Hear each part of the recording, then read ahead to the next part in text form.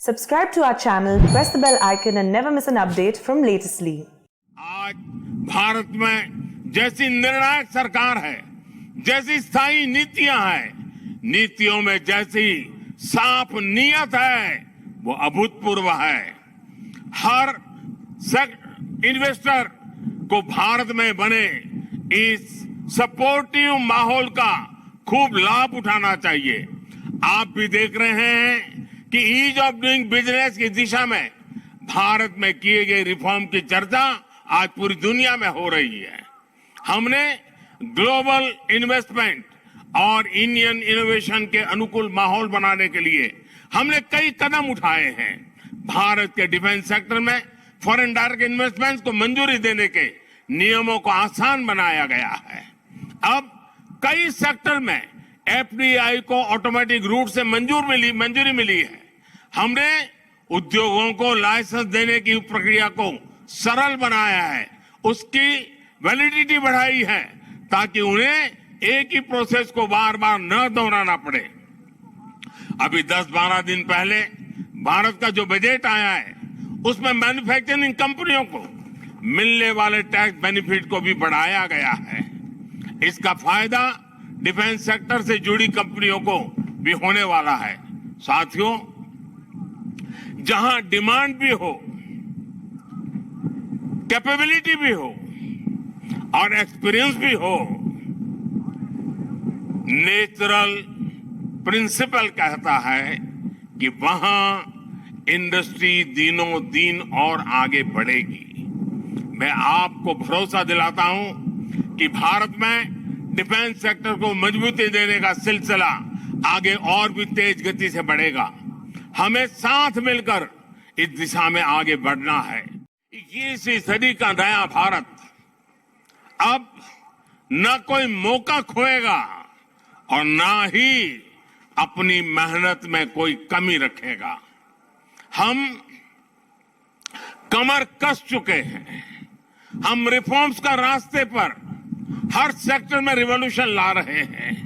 जो देश दशकों से सबसे बड़ा डिफेंस इंपोर्टर था, वो अब दुनिया के 75 देशों को डिफेंस इक्विपमेंट एक्सपोर्ट कर रहा है। बीते 5 वर्षों में देश का निर्यात 6 गुना बढ़ा है। 2021-22 में हमने अब तक के रिकॉर्ड 1.5 बिलियन डॉलर से ज्यादा के एक्सपोर्ट को, उस आंकड़ों को हमने पार कर लिया है। फ्रेंड्स, आप भी जानते हैं कि डिफेंस एक ऐसा क्षेत्र है जिसकी टेक्नोलॉजी को, जिसकी मार्केट को और जिसके बिजनेस को सबसे कॉम्प्लिकेटेड माना जाता है। इसके बावजूद भारत ने बीते 8-9 साल के भीतर अपने यहां डिफेंस सेक्टर का कायाकल्प कर दिया है। इसलिए हम इसे अभी केवल एक शुरुआत मानते हैं। हमारा लक्ष्य है कि 2024-25 तक हम एक्सपोर्ट के इस आंकड़े को 1.5 बिलियन से बढ़ाकर 5 बिलियन डॉलर तक ले जाएंगे। इस दौरान किए गए प्रयास भारत के लिए एक लॉन्च पैड की तरह काम करेंगे। अब यहां से भारत दुनिया के सबसे बड़ा डिफेंस मैन्युफैक्चरिंग देशों में शामिल होने के लिए तेजी से कदम बढ़ाएगा और इसमें हमारे प्राइवेट सेक्टर और इन्वेस्टर्स की महत्वपूर्ण भूमिका रहने वाली है।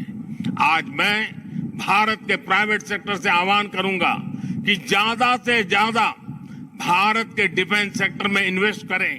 साथियों, अमृत काल का भारत एक फाइटर पायलट की तरह आगे बढ़ रहा है। एक ऐसा देश जिससे ऊंचाइयां छूने से डर नहीं लगता, जो सबसे ऊंची उड़ान भरने के लिए उत्साहित है।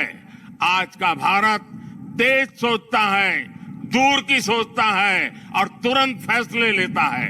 ठीक वैसे ही जैसे आकाश से उड़ान भरने वाला एक फाइटर पायलट करता है। और सबसे महत्वपूर्ण बात, भारत की रफ्तार चाहे जितनी तेज हो, चाहे वो कितनी भी ऊंचाई पर क्यों न हो, वो हमेशा अपनी जड़ों से जुड़ा रहता है। उसे हमेशा ग्राउंड सिचुएशन की जानकारी रहती है। यही तो हमारे पायलट भी करते हैं। एरो इंडिया की गगनभेदी गर्जना में भी भारत के रिफॉर्म, परफॉर्म और ट्रांसपोर्ट की गूंज है। आज भारत में जैसी निर्णायक सरकार है, जैसी स्थायी नीतियां हैं, नीतियों में जैसी साफ नीयत है, वो अभूतपूर्व है।